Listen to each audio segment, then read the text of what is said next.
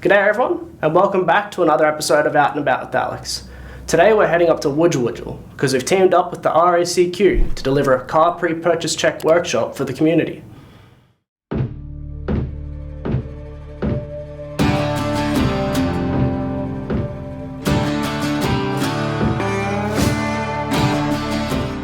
The reason why we wanted to put that on is to provide community members with the skills, themselves, so that they can look for things or potential problems that there might be with certain vehicles that they're buying. So when they go into a dealership, they're able to identify red flags and either walk away from that vehicle, ask a few more questions, or perhaps even negotiate the price down if it's something that really stands out.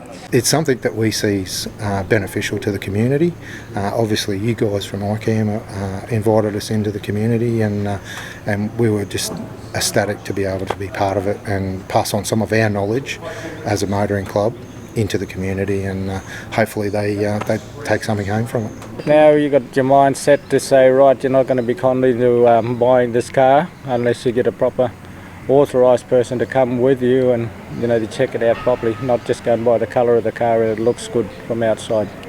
It's all got to be checked out internally, underneath both ends of the car, top and bottom, to make sure everything's to your standard you want without being ripped off. So the main one we see is that people will come down from communities on the Cape York Peninsula and head into town to buy a vehicle. Often it's with their own money, or they might have received a lump sum payment. We had this big do last year when everyone got handed back their money, stolen wages. What will happen is they'll go into a dealership, and often they'll walk out with a car that just shouldn't have been sold in the first place. They'll usually get halfway back up home and then the thing will conk out and gets towed somewhere, and often it's more money to fix it than what they have.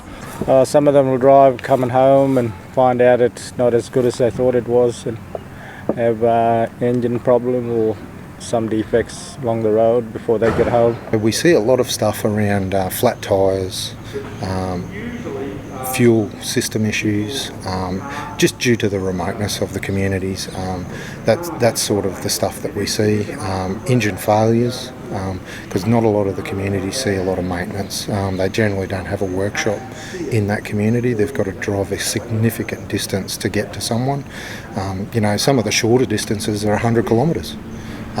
Some of the far north communities that I deal with can be up to 500 kilometres before they can actually see a mechanic or someone with that knowledge that has the ability to work on their car. The RACQ guys were great, and they were really, really thorough with everything they looked at and provided some really practical, tactile skills for everyone that they could use and hopefully pass on to other people in the community.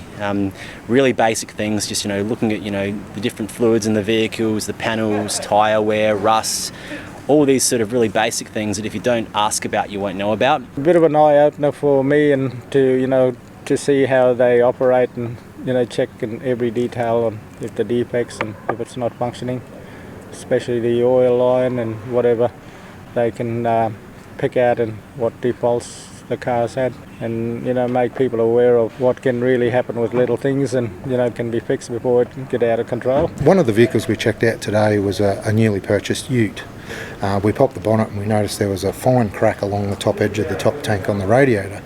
On inspection, we undone the radiator lid and there was no coolant, water, anything in that radiator, which potentially means that poor lady's been driving that ute with no water in it, which will eventually create heat in the engine.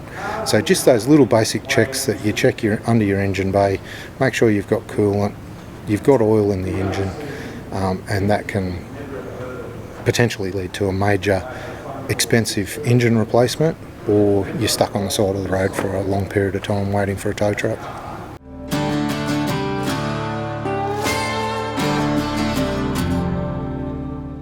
Thanks for watching another episode of Out and About with Alex.